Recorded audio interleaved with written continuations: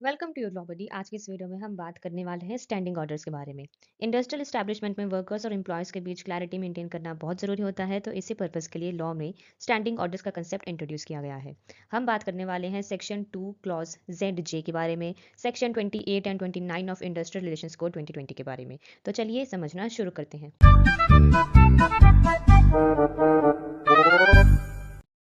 Industrial relations code 2020 का section 2 clause Z J जो है ये डिफाइन करता है स्टैंडिंग ऑर्डर्स को। ये कहता है कि स्टैंडिंग ऑर्डर्स का मतलब है वो ऑर्डर्स जो फर्स्ट शेड्यूल में मेंशन्ड मैटर्स रिलेटेड होते हैं।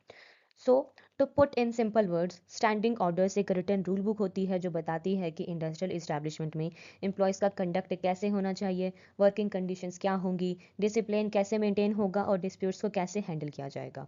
इससे वर्कर्स और एम्प्लॉयर दोनों को क्लैरिटी मिलती है और अननेसेसरी डिस्प्यूट्स कम होते हैं।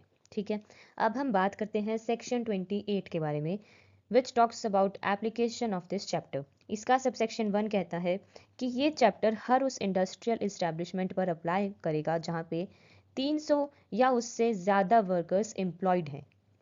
इंपॉर्टेंट पॉइंट ये है कि अगर प्रीसीडिंग 12 मंथ्स के किसी भी दिन इस्टेब्लिशमेंट में 300 वर्कर्स एम्प्लॉयड थे, तब भी ये प्रोविजंस अप्लाई हो जाएंगे।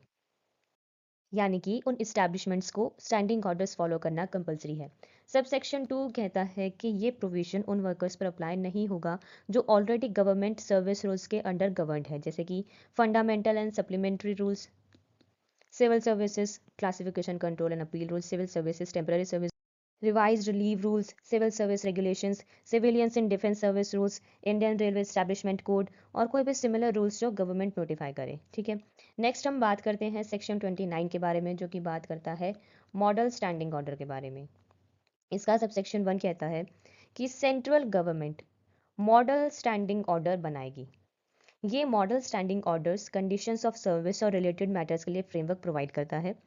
To put in simple words, government एक स्टैंडर्ड टेम्पलेट बनाती है जिसे मॉडल स्टैंडिंग ऑर्डर्स कहते हैं।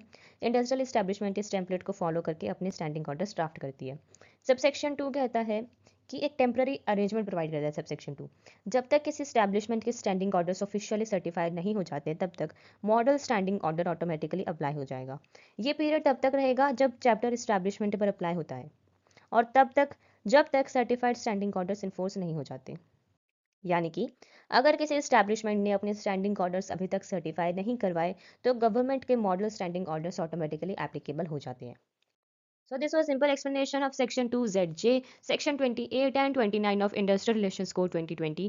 अगर आपको वीडियो यूजफुल लगा हो तो वीडियो को लाइक करें, शेयर करें और चैनल को सब्सक्राइब करें। Thank you.